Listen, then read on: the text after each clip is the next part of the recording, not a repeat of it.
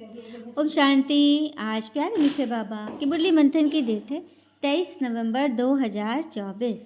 तो आज मीठे बाबा अपने बच्चों से कह रहे हैं, देही अभिमानी बनकर सर्विस करो तो हर कदम में सफलता मिलती रहेगी। देही अभिमानी बनकर सर्विस करो तो हर कदम में सफलता मिलती रहेगी। तो देही अभिमानी क्या है? अर्थात आत्मिक भान में रहो, मैं आत्मा हूँ, यह समझ कर चलो। प्रश्न है, किस स्मृति में रहो तो देह अभिमान नहीं आएगा? किस स्मृति में रहो तो देह अभिमान नहीं आएगा? उत्तर, सदा स्मृति रहे कि हम गॉडली स्टूडेंट हैं। सदा यह स्मृति रहे कि हम गॉडली स्टूडेंट हैं, भगवान से पढ़ रहे हैं। सर्वेंट को कभी भी देह अभिमान आएगा क्या? सर्वेंट तो हमेशा सेवा में रहेगा ना। जितना जितना योग में रहेंगे उतना देह अभिमान टूटता जाएगा। दूसरा प्रश्न है, देह अभिमानियों को ड्रामानुसार कौन सा दंड मिलता है? देह अभिमानियों को ड्रामानुसार कौन सा दंड मिलता है?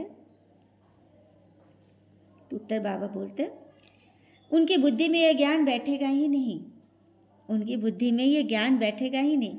साहूकार लोगों में धन के कारण देह अभिमान रहता है, इसलिए वो इस ज्ञान को समझ नहीं सकते। यह भी दंड मिलता है जिसे गरीब सहज समझ लेते हैं। समझ लिए? जो देह अभिमानी होंगे ना, भगवान के बच्चे नहीं होंगे दैवी कुल के, तो उनकी बुद्धि में ये ज्ञान बैठेगा ही नहीं। ओम शांति। रूहानी पिता ब्रह्मा द्वारा राय दे रहे हैं, याद करो तो यह बनेंगे। सत्वप्रधान बन अपने पैराडाइज राज में प्रवेश करेंगे। यह सिर्फ तुमको नहीं कहते हैं, परंतु यह आवाज़ तो सारे भारत बल्कि विलायत में भी जाएगा, सबके पास। बाबा किसके द्वारा राय दे रहे हैं? ब्रह्मा के द्वारा। लेखरा दादा संस्था के फाउंडर, जिनके तन में भगवान ने प्रवेश किया, उनके द्वारा बाबा राय दे रहे हैं। सत्युग स्वर्ग बना रहे, लेकिन यह आवाज़ सिर्फ भारत में नहीं पूरे विलायत में फैलेगा। ठीक है, तो बुद्धि से काम लेना चाहिए। फिर बाबा कहते हैं, विलायत वालों को तो ये नॉलेज मतलब सुनकर बहुत खुश हो जाते हैं। गवर्नमेंट के ऑफिसर्स पिछाड़ी कितना मेहनत करते हैं, परंतु उन्हें फुर्सत ही नहीं है।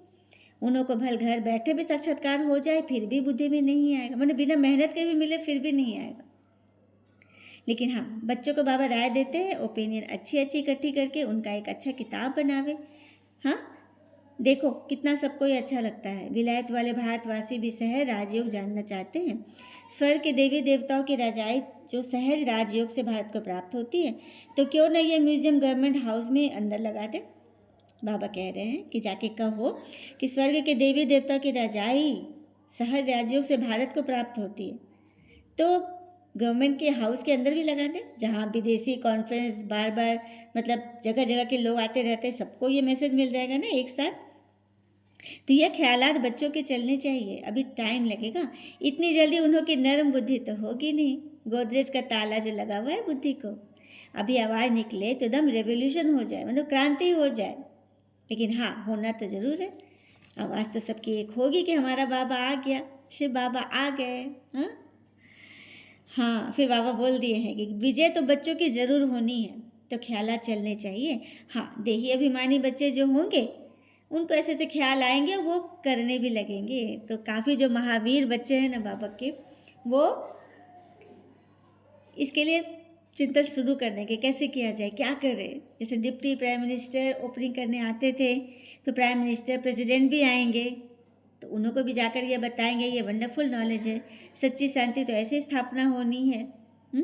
जचता भी है उन्हों को, और समझानी भी है जचने की। आज नहीं तो कल ज़रूर जचेगी, बाबा ने कह दिया। ये तो होना ही है, सबके पास ये नॉलेज तो जाना ही है, सबको मिलना है। ठीक है, फिर बाबा कहते हैं, लेकिन हाँ, अच्छे अच्छे बच्चे जो अपने को महावीर समझते हैं उनको माया बहुत पकड़ती है। बड़ी ऊँची मंजिल है, बड़ी खबरदारी रखनी है। बॉक्सिंग कम नहीं है, बड़े तो बड़ी बॉक्सिंग है। रावण को जीतने का युद्ध का मैदान है ये। थोड़ा भी देह का अभिमान ना आवे, मैं ऐसी सर्विस करता हूँ, यह करता हूँ। हम तो गॉडली सर्वेंट हैं। कभी ये संकल्प में भी ना आए कि हमने ये किया। हम गॉड के सर्वेंट हैं, हमको बस पैगाम देना है, गुप्त मेहनत करनी है। तुम ज्ञान और योग बल से कितनों को समझाते हो, ठीक है, तो बस सेवा करते रहो। बाबा कह रहे अगर देही अभिमानी होकर सेवा करोगे तो तुम्हारी बैटरी भरती जाएगी।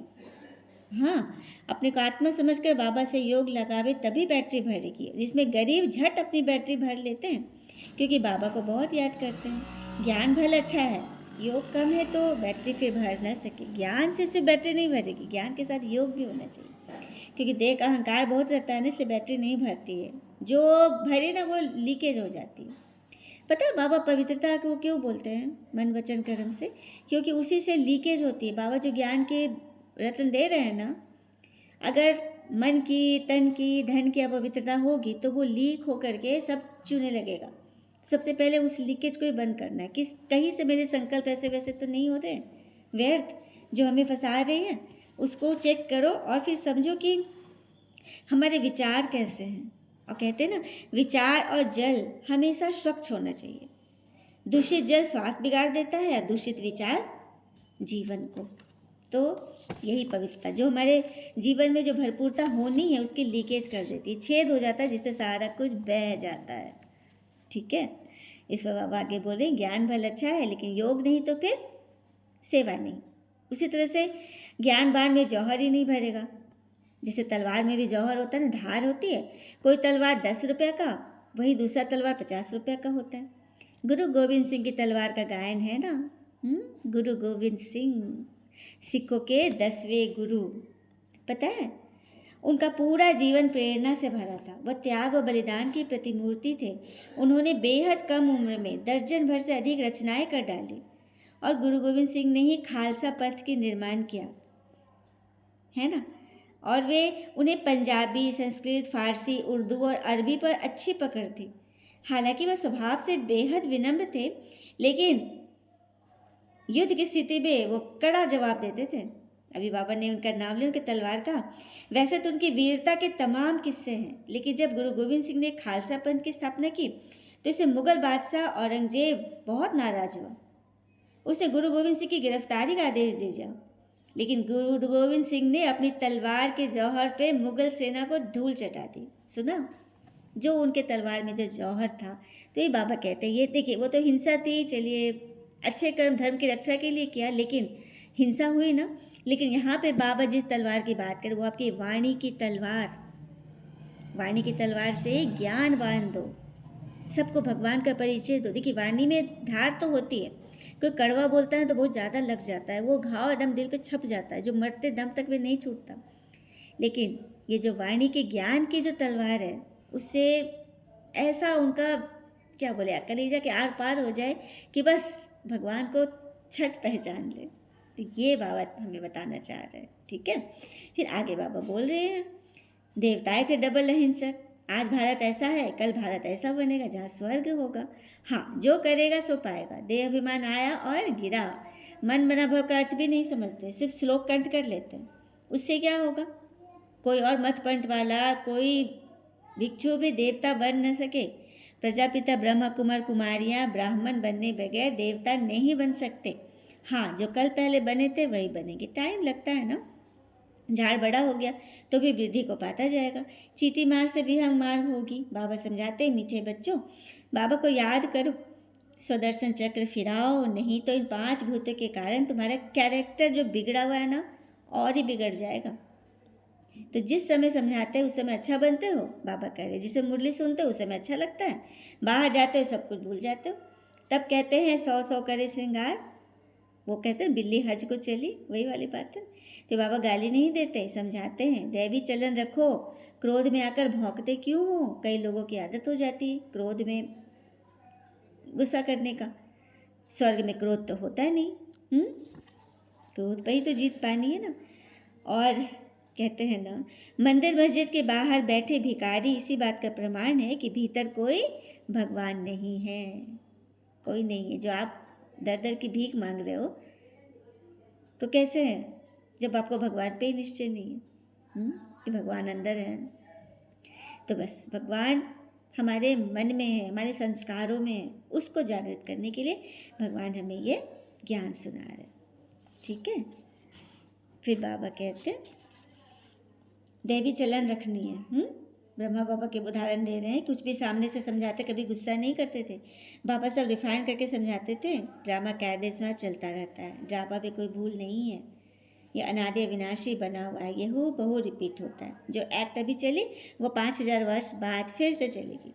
कई कहते हैं ये पहाड़ी टूटी फिर कैसे बनेगी, नाटक देखो, महल टूटे फिर नाटक रिपीट होगा तो वही महल बने हुए दिखाई देंगे, क्योंकि ड्रामा में अगाड़ी तो महल था ना, बाद में टूट गया ना, फिर जो दोबारा ड्रामा चलेगी तो वो महल तो दिखाई देगा ही देगा।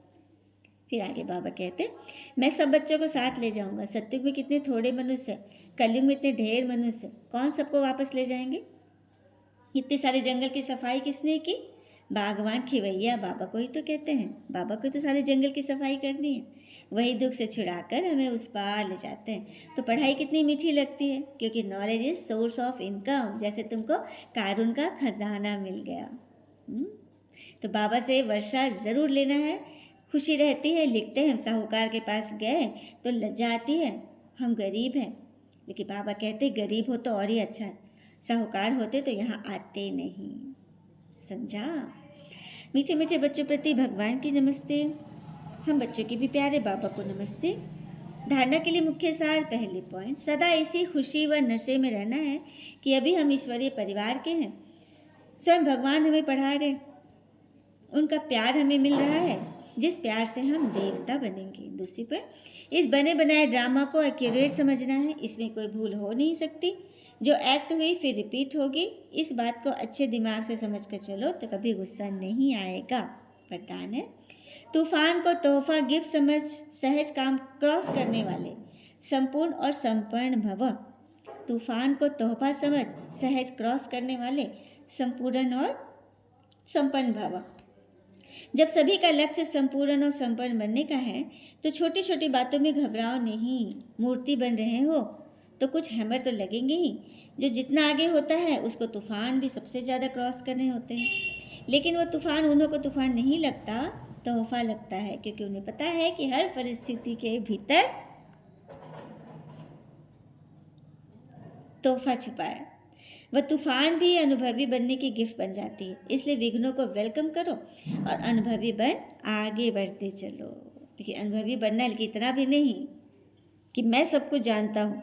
यही सोच इंसान को कुएं का मेढक बना देती है। ठीक है, सब कुछ बाबा पे सौंप कर आगे बढ़ जाओ। स्लोगन, अलबेलेपन को समाप्त करना है तो स्व चिंतन में रहते हुए स्व की चेकिंग करो। अलबेलेपन को समाप्त करना है तो स्व चिंतन में रहते हुए स्व की चेकिंग करो, खुद की चेकिंग करो कि हमने कहाँ पे कुछ गड़बड़ सड़बड़ किया है, उसको भरिए और आगे बढ़िए। अच्छा, ओम शांति। शुक्रिया बाबा, शुक्रिया बाबा के प्यारे प्यारे बच्चे। ओम शांति।